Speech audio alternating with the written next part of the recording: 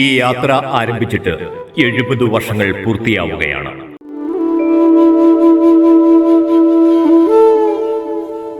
തഴുവങ്കുന്ന് Kalappurakkal Thomas മകൻ Jacob, Mylakombu മുളയക്കുന്നേൽ Chacko മകൾ ഏലമ്മയെ ആദ്യം കണ്ടുമുട്ടുന്നത് തന്നെ കല്ലൂർക്കാട് സെന്റ് അഗസ്റ്റിൻസ് ദേവാലയത്തിൽ വെച്ച് മനസ്സമ്മതത്തിന്റെ ദിവസം മാത്രം. വാസ്തവം പറഞ്ഞാൽ മനസ്സമ്മതത്തിന്റെ അന്നുപോലും ജേക്കബ് ഏലമ്മയെ നേരെ ചൊവ്വേ ഒന്ന് കണ്ടില്ല. പെണ്ണിന്റെ വിശേഷമല്ല, അന്നൊന്നും എനിക്ക് തോന്നിയില്ല, വിശേഷം നോക്കിയില്ല, കണ്ടുമില്ല. പെണ്ണിങ്ങനെ നടന്നു. അച്ഛൻ ചോദിച്ചതിന് മറുപടി പറഞ്ഞു തിരിച്ചു പോകുന്നു എന്നല്ലാതെ അന്നേരം പെണ്ണങ്ങനെ ഇരിക്കണമെന്ന് പിന്നെ ഞാൻ ശ്രദ്ധിച്ചില്ല, നോക്കിയില്ല. പെണ്ണു കാണലില്ലാതെ പ്രണയം ഇല്ലാതെ അന്ന് തുടങ്ങിയ ഈ ദാമ്പത്യം 7 പതിറ്റാണ്ടുകൾ പിന്നിടുമ്പോഴും ഈ ദമ്പതികൾക്ക് നവവധൂവരന്മാരുടെ പ്രസരിപ്പ്.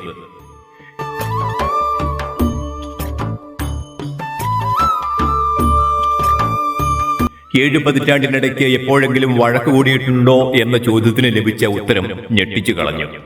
സപ്തതി ആഘോഷിക്കുവാണല്ലോ വെഡിങ്ങിന്റെ. ഇതുവരെ ഒരു നുള്ളിപ്പറി പോലും കൊടുത്തിട്ടുമില്ല, കിട്ടിയിട്ടുമില്ലെന്ന് കഴിഞ്ഞ ദിവസം അച്ഛനോട് പറഞ്ഞതാ. അത്രയും ഈ 70 വർഷത്തിൻ്റെ ഇടയ്ക്ക് ഇതുപോലും ചെയ്യാൻ പറ്റാതെ അല്ലെങ്കിൽ ചെയ്യാതെ അനുഭവിക്കുക അതെ പോകുന്നു എന്ന് പറഞ്ഞാൽ എന്നാ സുന്ദരമാണ് ആ ജീവിതം. അഥവാ ചെറിയ വഴക്ക് കൂടിയ കുറച്ചു നേരത്തേക്ക് മിണ്ടാതെ ഇരുന്നു എന്ന് വരും. ഒന്ന് ആറി കഴിയുമ്പോൾ ഇനി ആ പഴയ ശങ്കരൻ തെങ്ങേ തന്നെ. അത്രയേ ഉള്ളൂ. ഇനിയും ഒരു ജന്മമുണ്ട് എങ്കിൽ ഈ ആളെ തന്നെ കൂട്ടത്തിൽ കൂട്ടുമോ എന്ന് ചോദിച്ചപ്പോൾ രണ്ടാമതൊന്നും ആലോചിക്കാതെ ഉടനടി ജേക്കബ് സാറിന്റെ മറുപടി വന്നു. ഞാൻ എന്റെ ഇപ്പോഴത്തെ പ്രിയതമയെ തന്നെ ആയിരിക്കും കല്യാണം കഴിക്കുക. എന്തുകൊണ്ടാ? ഞങ്ങൾ അത്ര ഇണങ്ങിപ്പോയി. ഇനി അല്പം flash back. 1954 September 13 Kallurkad saint Augustine's ദേവാലയം. അവിടെ വെച്ചാണ് ജേക്കബ് ഏലമ്മയെ ജീവിതസഖിയാക്കുന്നത്. 7 പതിറ്റാണ്ടുകൾക്കിപ്പുറവും ദൃഢമായ ബന്ധം. മക്കൾ 9 പേർ. തോമസ്, മേഴ്സി, ജോസഫ്, ജോർജ്, മോളി, മാർഗരറ്റ്, ജെസ്സി, ജെയിംസ്, സാബു. കടപ്പുരയ്ക്കൽ തറവാട്ടിന്റെ ഈ ആകാശ കാഴ്ചകൾ ഈ കുടുംബനാഥന്റെ കഠിനാധ്വാനത്തിന് നേർസാക്ഷ്യം.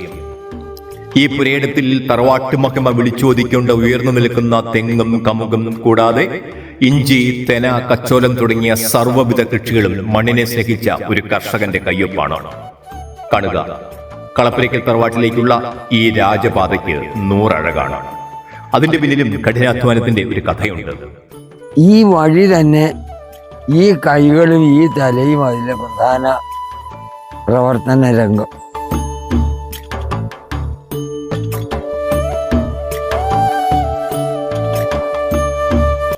പഴമയുടെ പ്രൗഢിയും പുതുമയുടെ ഗരിമയും സമ്മേളിക്കുന്ന കളപ്പുര തറവാട്ടിലെ കോലായിൽ ഇരുന്ന് പഴയ അധ്യാപക ഓർമ്മകൾ അയവിറക്കിക്കൊണ്ട് ജേക്കബ് സാർ ഒരു പദ്യം ചൊല്ലി. ഉള്ളൂരിന്റെ കവിതയാണ്. ആകാശവും ഭൂമിയും അർക്കൻ അന്തിക്കതിർ പൊന്നിലലങ്കരിക്കെ ഓതുന്നു തൻ പൈതലോട് ഉമ്മറത്തിൽ ഒരോമന പെൺകൊടി ഇപ്രകാരം നീ ചേർക്കുതങ്കക്കുടം ആ വരുന്ന നീലിപ്പുലക്കള്ളിയിൽ നിന്റെ നോട്ടം. ഈ 97-ാം വയസ്സിലും ഇങ്ങനെ സുന്ദരനായി ഇരിക്കുന്നതിന്റെ രഹസ്യം ചോദിച്ചപ്പോൾ ഒടയവനെ അറിയാവുള്ളൂ. ഞാൻ വിശേഷാൽ ഒന്നും ചെയ്ത് സമ്പാദിച്ചില്ല, സൂക്ഷിച്ചിട്ടുമില്ല, ദ്രോഹിച്ചിട്ടുമില്ല. ഈ കുടുംബനാഥന്റെ ഒരു ദിവസത്തെ ദിനചര്യ ഇങ്ങനെ. രാവിലെയുള്ള ദിനചര്യകളിൽ പെടുന്ന ടോയ്ലറ്റിൽ പോവുക, മുഖം കഴുകുക, പല്ല് തേക്കുക, അതൊക്കെ കഴിഞ്ഞു വന്നാൽ ഒരു ഗ്ലാസ് കടുങ്കാപ്പി കുടിക്കും. അപ്പോഴേക്കും കുടുംബിനി അത് ഉണ്ടാക്കി വെച്ചിരിക്കും. രാവിലെ 5 മണിക്ക് എഴുന്നേക്കും. 5 മണിക്ക് എഴുന്നേക്കും. എത്ര വർഷമായിട്ടാണ് ഈ 5 മണിക്ക് എഴുന്നേക്കുന്ന ശീലം? 5 മണിക്ക് എഴുന്നേറ്റുള്ള ശീലം എന്ന് മുതൽക്കെന്ന് വെച്ചാൽ കുറച്ച് നാളേ ആയുള്ളൂ. മറ്റേത് 4 മണിക്ക് എഴുന്നേക്കുമായിരുന്നു. 4 മണിക്ക് എഴുന്നേറ്റാൽ 2 മണിക്കൂർ വീട്ടാവശ്യത്തിനുള്ള വർക്ക് ചെയ്യാൻ എനിക്കാവുമായിരുന്നുള്ളൂ. അതുകൊണ്ട് 4 മണിക്ക് എഴുന്നേക്കും. 9:30 ആകുന്നത് വരെ ഇവിടെ വർക്കായിരിക്കും. 9:00 ഇവിടുന്ന് സ്റ്റാർട്ട് ചെയ്യും. പദയാത്രയിൽ കല്ലൂർക്കാട്ട് 10 മണിക്ക് എത്തിയിരിക്കും. കളപ്പുരയ്ക്കൽ തറവാട്ടിൽ വൈകുന്നേരം 8 മണി എന്നൊരു സമയമുണ്ടെങ്കിൽ അത് കുടുംബ പ്രാർത്ഥനയ്ക്ക് മാത്രമുള്ളതാണ്.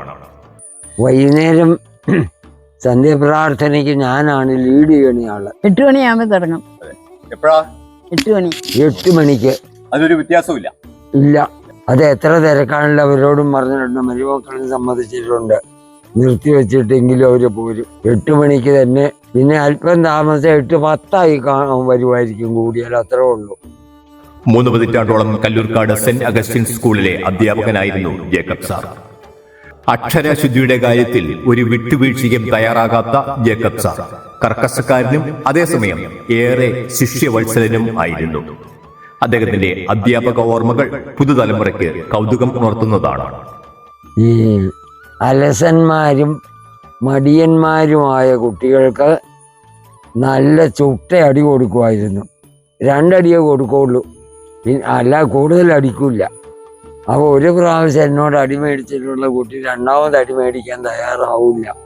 എങ്ങനെയെങ്കിലും അവൻ ഇച്ചിരി ഉത്സാഹിക്കും. ഒറ്റ അടി കൊണ്ട് നന്നാവും പിള്ളേര്. അതിനാണ് ചുട്ടയടി എന്ന് പേര് പറയണേ. ഇന്നും ഇപ്പോൾ അച്ഛനേക്കാളും 10, 70, 75 വയസ്സായ ശിഷ്യഗണങ്ങളുണ്ട്. അവർ ചിലരൊക്കെ വന്ന് കാണാറുണ്ട്.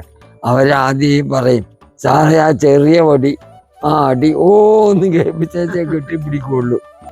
കുടുംബജീവിതവും അധ്യാപക ജീവിതവും ബാലൻസ് ചെയ്തുകൊണ്ട് പോകുവാൻ പ്രൊമോഷൻ അവസരങ്ങളെല്ലാം വേണ്ടെന്ന് വെച്ച ഒരു കുടുംബ സ്നേഹി കൂടിയായിരുന്നു ജേക്കബ് സാർ.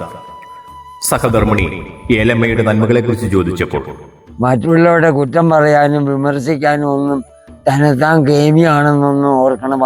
പതി ഒരു സാധാരണ ഗ്രാമ കന്യക എന്നേ പറയാനുള്ളൂ.